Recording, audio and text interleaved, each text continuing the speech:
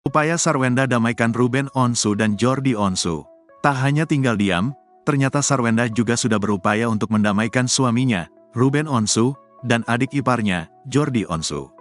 Namun sayangnya, upaya Sarwenda dalam membuat Ruben Onsu dan Jordi Onsu berdamai, tak membuahkan hasil. Ruben Onsu bahkan mengamini jika istrinya, Sarwenda, sudah menjadi penengah yang baik di tengah perseteruannya dengan Jordi Onsu. Diketahui memang, Ruben Onsu dikabarkan sudah 1 tahun ini tak bertemu maupun bertegur sapa dengan sang adik. Sebuah masalah yang terjadi sejak lama dan berlarut-larut tak terselesaikan antara Ruben Onsu dan Jordi Onsu. Bahkan, Ruben Onsu mengakui hatinya sampai terluka karena sebuah masalah yang terjadi antara dirinya dengan sang adik. Walau begitu, Ruben Onsu enggan mengungkap penyebab pasti ia dan sang adik terlibat pertengkaran. Akan tetapi, tidak ada titik temu atau solusi atas masalahnya dengan Jordi. Sarwenda ternyata sempat berusaha mendamaikan kakak adik tersebut.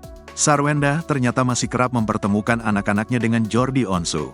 Sementara Ruben Onsu juga tak melarang Jordi Onsu bertemu dengan anak-anaknya meski mereka memiliki masalah.